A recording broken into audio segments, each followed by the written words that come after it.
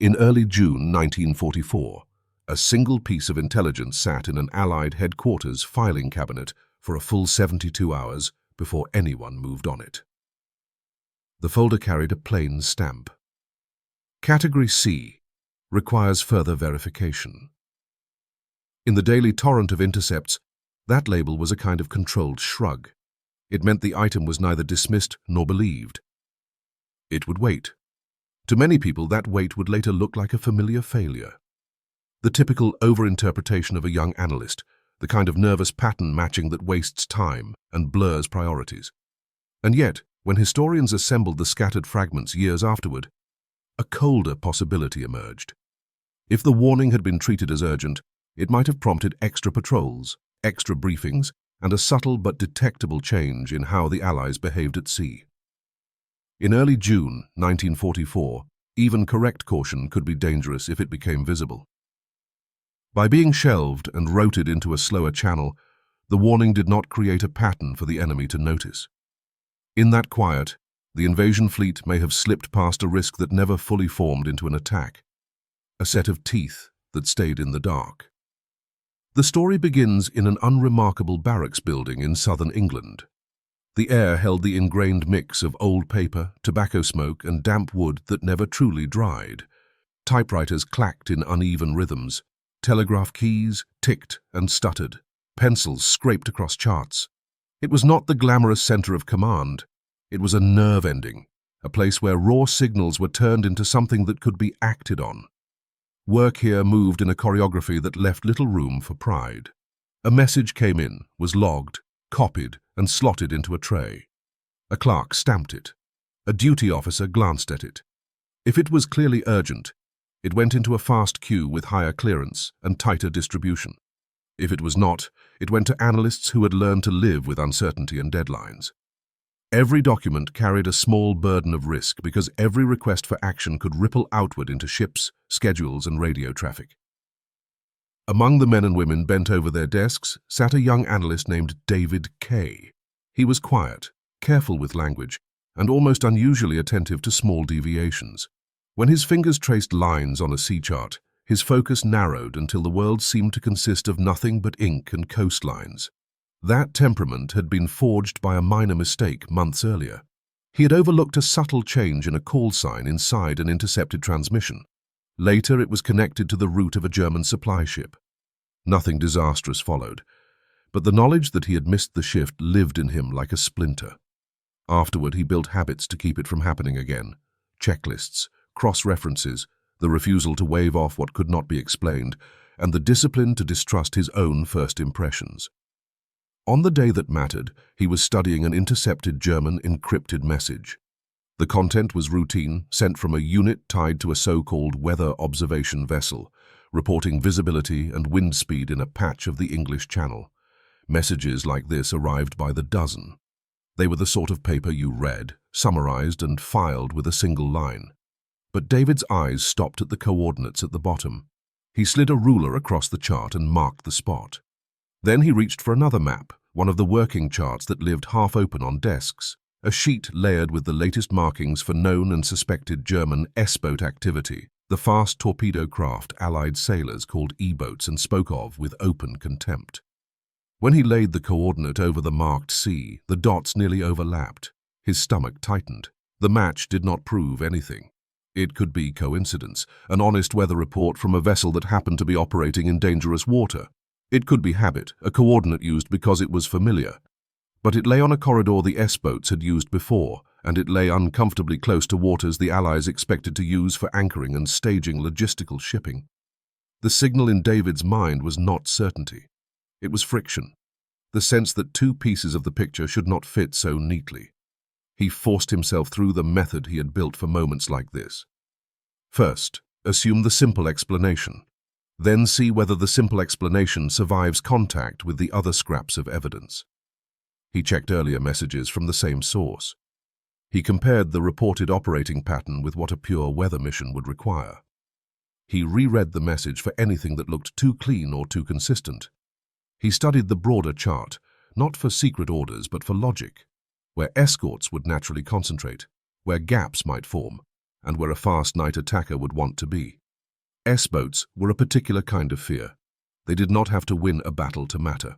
A handful of fast craft, working under bad weather and low visibility, could slip into a seam, fire torpedoes, and vanish. They favored darkness and confusion. They hunted the weak links, transports, small auxiliaries, anything that could be struck before defenses could organize. Against a dense concentration of ships preparing for an amphibious landing, even a limited strike could become a morale shock and a logistical setback out of proportion to the number of torpedoes fired. A colleague later recalled seeing David in those days, staring at the same telegraph copy as if the paper might confess. He covered it with red and blue pencil marks that only he understood. He compared different editions of charts until his desk looked like a small storm had passed over it. He was not trying to prove himself right. He was trying to prove himself wrong and failing. Finally, he wrote his conclusion in clear, heavy handwriting at the bottom of his analysis report. Recommendation: maintain heightened attention on this coordinate area. Reasonable suspicion of non-meteorological activity. Possible linkage to enemy S-boat tactical deployment. Then he drew 3 large question marks, as if the bluntness of the ink could stand in for the certainty he did not have.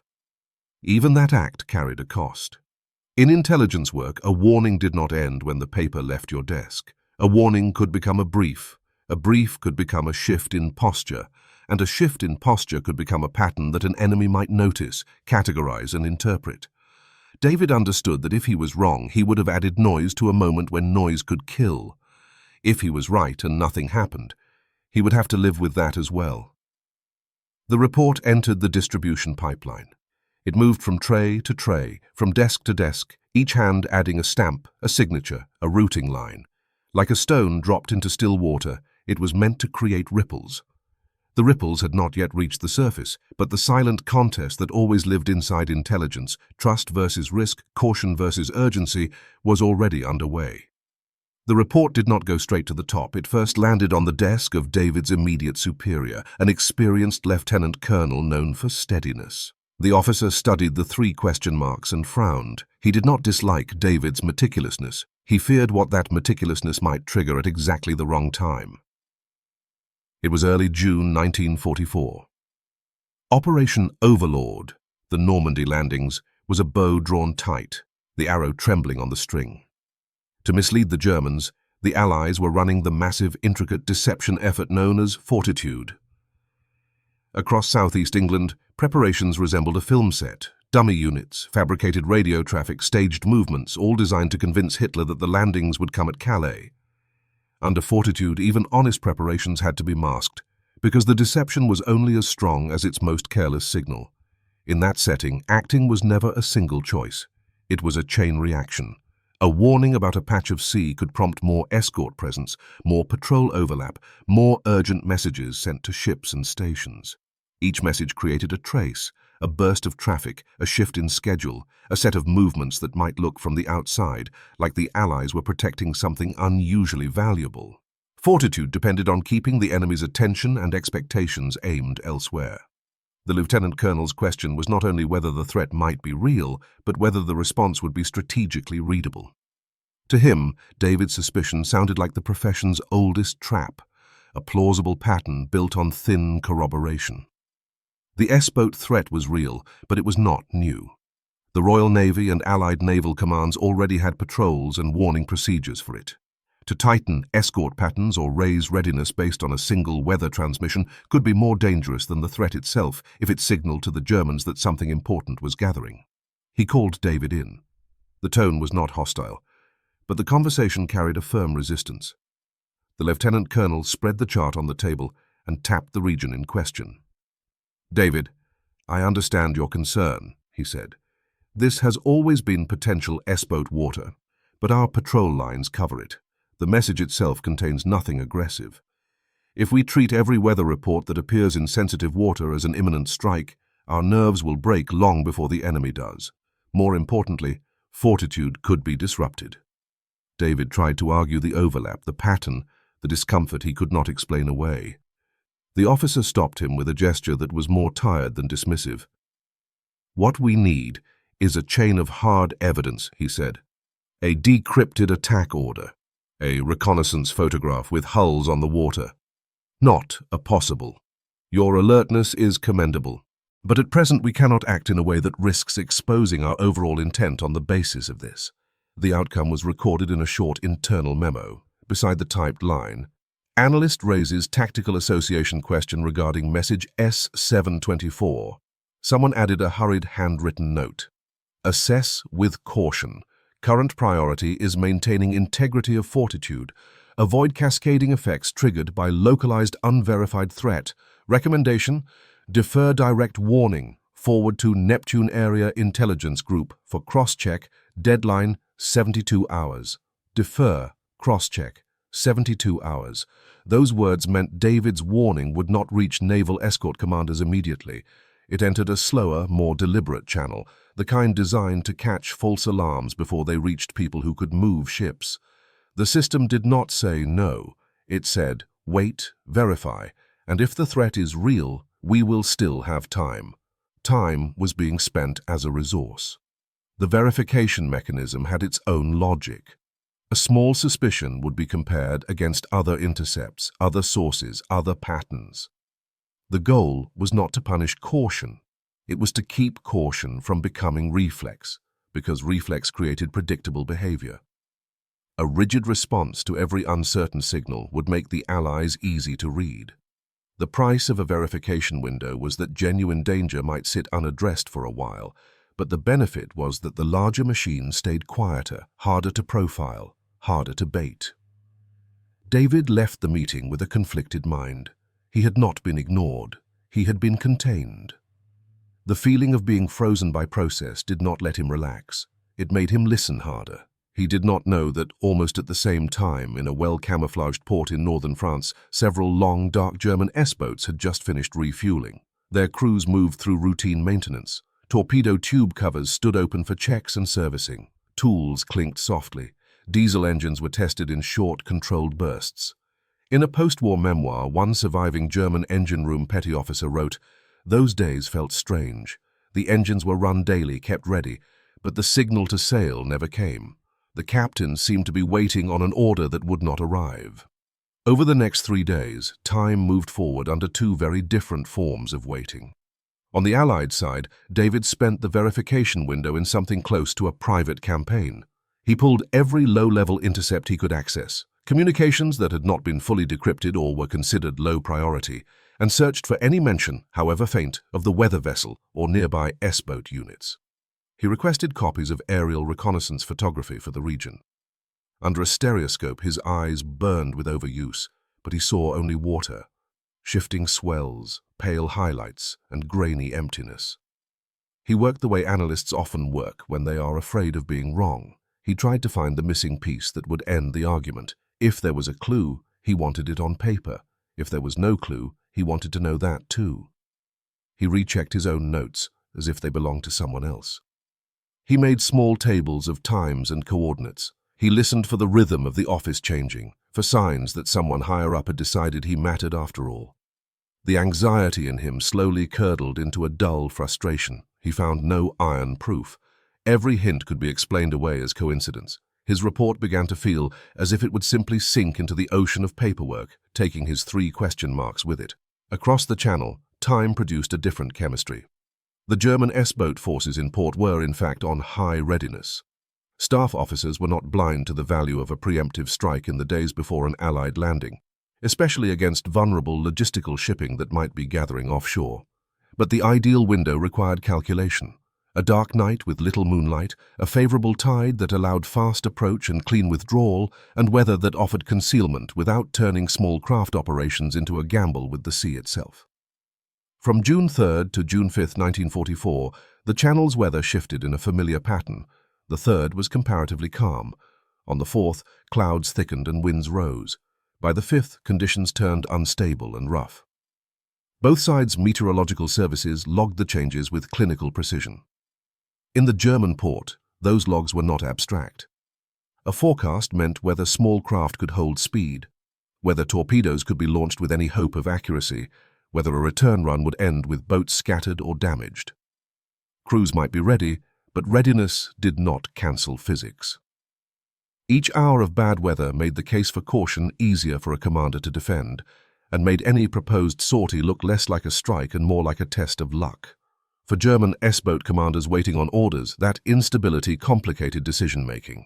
Sailing might produce a dramatic result. It might also leave the flotillas battered by heavy seas, their speed and aim degraded, their losses needless, the tactical objective unmet. Meanwhile, higher command was still trapped inside the fog generated by Fortitude. Calais or Normandy? When would the real blow fall? Under that kind of strategic uncertainty, authorizing a localized S-boat strike, probing, harassing, dangerous but not decisive, quietly slipped down the priority list. A post-war declassified German naval archive recorded that a proposal for enhanced reconnaissance and attack action against suspicious shipping in the Western Channel had indeed been submitted. The response line did not contain a clear approval or denial. It carried only a brief notation. In view of overall situation unclear and weather unfavorable for sustained action, recommend postponement pending clearer indication of enemy main force movement. Postponement. And so the 72 hours ticked toward their end, shaped by an Allied analyst's fruitless search and a German command's decision to delay. The gears of history shifted by a fraction of a tooth. The opening for attack rose like the tide and then receded again, never quite crossing the line that would have launched the boats. June 6, 1944. D-Day. The largest amphibious landing in human history began. Despite bad seas, despite airborne units scattered across the night, the Allied fleet crossed the Channel and forced its way onto the Normandy beaches. In the first days, chaotic, violent, uncertain, German S-boat forces did sortie from ports along the French coast and inflicted losses. But the record is clear. They did not unleash the kind of coordinated, devastating mass night strike that Allied planners most feared against the dense and comparatively fragile transport and logistics ships crowded near the landing area. The waters David had circled remained, through those critical days, relatively quiet. Once the initial crisis of the invasion eased, intelligence sections began the routine work of after-action review, judging successes and failures. David's report, the one with 3 question marks, the one delayed for 72 hours, was pulled back out of the pending file. This time, the eyes studying it were not the same. Combined with fragments of German port records captured after D-Day and scattered information extracted from interrogations of lower-ranking German naval personnel, a hazy outline began to take shape.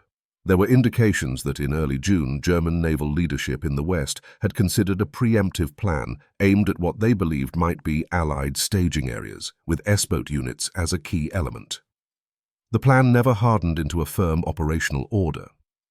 The reasons, reconstructed later, lay in a stack of factors: an imperfect weather window, confusion created by Allied deception about the main landing site, hesitation in the command chain, and small, unintentional yet effective changes in Allied patrol patterns in the relevant waters during those days. No surviving document proved that David's report directly caused any fleet movement. But a cold, sober post-war analysis included a passage in its conclusion that read, in essence, retrospective review indicates geographic overlap between the area marked in message S-724 and a contemporaneous enemy concept for harassing strike action. The analyst's tactical association query raised on June 3rd was deferred at the time due to insufficient corroboration and strategic deception considerations, but its identified potential threat aligns in time and space with enemy intent that, for multiple reasons, remained unexecuted. This case illustrates the inherent difficulty of interpreting low-level signals under conditions shaped by strategic deception. The report reached David. It contained no praise, no acknowledgement of foresight, only that objective phrase, a non-direct but noteworthy alignment. He set it down and looked out the window. The war was not over, but the most dangerous moment across the Channel seemed to have passed. He knew he would never be able to say with certainty what role the 72-hour delay had played. Maybe it was nothing more than one coincidence among countless others. Or maybe the delay, caution made procedural, had by pure happenstance matched the enemy's hesitation. 2 different kinds of restraint meeting in time, quietly erasing the shape of a potential disaster. After the war, David Kay, like so many anonymous intelligence workers, returned to an ordinary life. He rarely spoke to his family about the years of conflict. When his daughter asked, he said only, "I did paperwork and analysis in the rear." The sleepless nights, the coordinates on the chart, the 3 question marks on the margin lived on inside him and disappeared into the vast holdings of national archives. Only decades later did historians of Second World War intelligence, working like archaeologists through stacks of files, happen to assemble the chain of this story. They learned again that absence can be data. A plan that was proposed and postponed can leave only faint marks. A warning that was filed and delayed can leave only stamps and signatures. The historian's work is to read the gaps without pretending the gaps are certainty, and to accept that some of the most important forces in war are pressures and constraints rather than dramatic decisions. The episode did not carry the drama of a celebrated codebreak or the spectacle of a major sea battle, but it revealed another deep aspect of modern war. In a battlefield made of massive information flow, complex procedures, and unavoidable fog, an individual's sharp perception is not always used to ignite victory. Sometimes it serves as a quiet, sensitive nerve within a larger system. A nerve feels pain before the body understands why. That pain may not make a great machine turn on the spot, but it can still light a small warning inside the machinery. The warning may not point the way forward, but it marks a shadow that deserves attention. And sometimes it is that brief attention, and the tiny shift in rhythm that follows, that allows the heavy wheel of fate to roll on, and by inches avoid a path that never fully shows itself. The Normandy story is full of brave charges and consequential decisions. But at the edge of that enormous canvas are strokes almost too faint to see, like a piece of intelligence delayed by 72 hours. It did not change the overall arc because history recorded a successful landing, but it may have been, just possibly, one of the countless subtle conditions that made that arc possible without anyone noticing. Some victories have no anthem and no monument. Their only evidence exists in the empty reflection of a catastrophe that, in the end, never happened.